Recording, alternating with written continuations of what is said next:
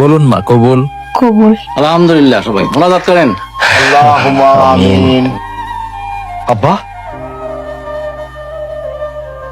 তুই তুই না মরে গেছস? কি কইতাছ আব্বা? আমি মারা যাবো কেন? আর মারা গেলে তোমার ছেলে তোমার সামনে কি করে? তোর বন্ধু কইলো যে তুই মরে গেছস। আমি এই যে জিন্দা, আমি বাইসা আছি তো। হ্যাঁ, বিদেশে আমার ঝামেলা হয়েছিল। আমি বিদেশে কাজ করতে করতে আমার ভিসার মেয়াদ শেষ হয়ে গেছিল, কিন্তু তাও আমি কাজ চালাই গেছি বিদেশে। হঠাৎ করে একদিন আমার পুলিশে ধরে ফেলাইছিল। পুলিশে ধরে আমার জেলে নিয়ে গেছে। বিদেশের নিয়ম হইতেছে কেউ জেল খাটলে তার পরিবারের লগে যোগাযোগ করতে দেয় না। তাই আমি আমার পরিবারের লগে যোগাযোগ করতে পারি নাই। এখানে কি হইতাছে? এইখানে বৌমারে তোর ভাইর লগে বিয়ে দিতেছি। কি কইতাছো তুমি? তুমি আমার এত বড় সর্বনাশ করতে পারলা? এছাড়া তো কোনো উপায় ছিল না।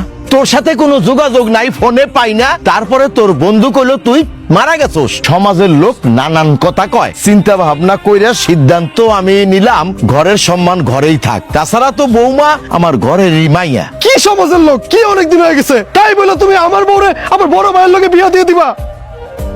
এত বড় সর্বনাশ তুমি বাপ বিয়ে করতে পারলা? আমি এত কিছু শুনতে চাই না আব্বা। আমার বউরে আমার কাছে ফিরায় দাও। আমার বউরে তুমি বিয়ে করছো, আমার বউরে তুমি তালাক দিয়ে দাও। আমার বউরে আমার কাছে দিয়ে দাও ভাই। অসম্ভব। আমি বিয়ে করছি কি ছাড়ার জন্য? ওরা আমি ছাড়তে পারবো না। এটা তুমি কেমন কথা কইতাছো? আমার বউয়ের লগে তো তোমার বাসর হয় নাই। তুমি তো চাইলে আমার বউরে তালাক দিয়ে দিতে পারো। তালাকটা দিয়ে দাও না ভাই। তোর মৃত্যুর খবর শুনা আমরা তারপরও তোর অপেক্ষায় ছিলাম, কিন্তু গ্রামের লোকজন যখন কানাঘুষা করছিল, আব্বা তা সহ্য করতে না পাইরা এই বিয়ার সিদ্ধান্ত নিচ্ছে। তুমি কও, তুমি কি চাও? একটা বার কও। দেখো, আমি তো ইচ্ছা করে কিছু করি নাই। সমাজের মানুষজন আমারে যেটা করতে কইছে আমি সেটাই করছি। আর তাছাড়া আমি তো শুনছি তুমি মইরা গেছো। একজন মরা মানুষের লাগে আমি আর কতদিন অপেক্ষা করবো? আমার সারাটা জীবন পইরা আছে। আমি তো তোমার লাগে আমার জীবনটা নষ্ট করতে পারি না। এর লেগা মুরব্বী মানুষজন আমার যেটা করছে আমি সেটাই করছি। সবার সম্মতিতে আমি তোমার বড় ভাইরে বিয়ে করছি। তুমি আমার সংসারে আইসা কোনো ধরনের কোনো অশান্তি করবা না। জিন্দা আছি, তোমার সামনে দাঁড়ায় আছি, তাও তুমি এই কথাটা কইতে পারলা? তো আমি কি করবো? এত বছর যেহেতু আসো নাই, এখন আইসা কোনো লাভ নেই। তুমি আমার কাছে অনেক আগে মইরা গেছো। আমার কাছে যেহেতু তুমি মইরা গেছো, সারা জীবন মৃত হয়েই থাকবা। চলো। এটা কি হইলো? কত হঠাৎ করে এত বছর পর কোথা কত হইলো? আমি তো জানি ও মারা গেছে, কেমন কি হলো কিছু বুঝতেছি না। ও যদি আঙ্কো কাছ থেকে সম্পত্তি দাবি করে?